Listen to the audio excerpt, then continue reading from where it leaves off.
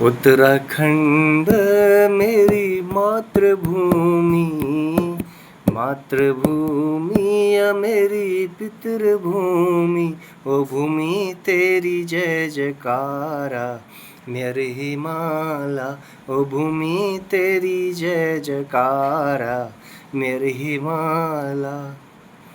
नमस्कार साथियों, मैं अंकित तिवारी। आज इस गाने के साथ मैं कुछ बातें बताना चाहता हूँ जिससे मैं खुद से सहमत नहीं हूँ। बात यह है कि आज इलेक्शन का दिन था, इलेक्शन के रिजल्ट आने का दिन था और मैं यहाँ आज हल्द्वानी में था। तो हल्द्वानी में सबका ध्यान किसी का अपने काम में बिजी था, कोई और कोई किसी और काम में बिजी था, कोई इलेक्शन के काम में बिजी था, वोटिंग थी बढ़िया करके, कोई जीत रहा कोई हार रहा, वो सब बहुत बढ़िया। कोई नाच रहा, कोई मस्त हो रहा, गाने में मगन हो रहा, बहुत बढ़िया, आप करो। लेकिन मैंने और बहुत सारे लोगों ने आज ये एक चीज़ महसूस करी है। दिन में 2-3 बजे के आसपास एक अचानक से गंदी सी स्मेल आती है और ये स्मेल इतनी गंदी थी कि सांस लेने में कुछ अजीब सा फील हो रहा था। ये मुझे उत्तराखंड अपना लग ही नहीं रहा था। ऐसा लग रहा था किसी दूर दराज के कहीं इलाके में, प्लेन्स में कहीं गया हूँ, फैक्ट्रियाँ चल रही हैं आसपास। तो ये धुआं कहाँ का था? सबसे मेन बात तो ये है, जहाँ तक मुझे लगता है ये धुआं ये अपना सेंचुरी पेपर मिल का था। तो यहाँ पर सरकार को अपना ध्यान लगाना चाहिए। पहली बात, आजकल वायु प्रदूषण से इतनी ज़्यादा घातक बीमारियाँ हो रही है। यूट्यूब में आप सर्च कर सकते हैं, गूगल में आप सर्च कर सकते हैं।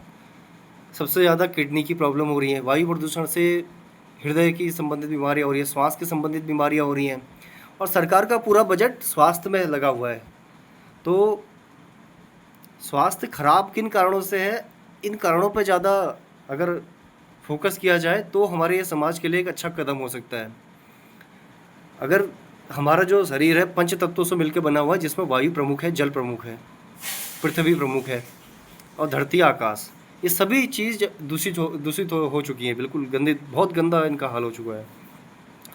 तो मुझे लगता है अगर इन चीज़ों पर बेसिक तरीके से स्ट्रक्चर पर ध्यान दिया जाए, तो बेसिक स्ट्रक्चर मतलब कि अगर इन पर ध्यान दिया जाए, पोल्यूशन कम किया जाए या इसको हटा दिया जाए यहाँ से। अब आप कहेंगे भैया यहाँ से सेंचुरी पेपर मिल हटा दी जाएगी या कोई और फैक्ट्री यहाँ से हटा दी जाएंगी तो रोज़गार कैसे मिलेगा?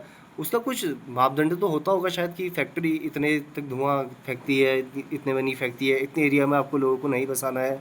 अगर इससे ज़्यादा दूषित हो रही है तो ये मानक पैमाने पता नहीं कहाँ पर काम कर रहे हैं।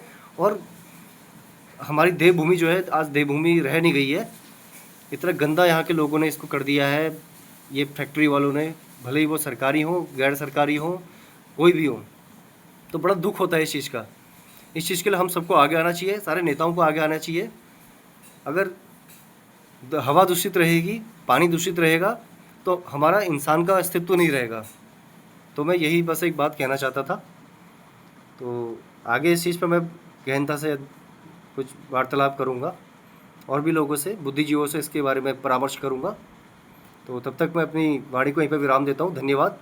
मेरे चैनल को सब्सक्राइब कर दीजिए, शेयर कर दीजिए, ताकि मुझे मोटिवेशन मिले और अच्छी वीडियो बनाने का, समाज के गहन मुद्दों पर बातचीत करने का।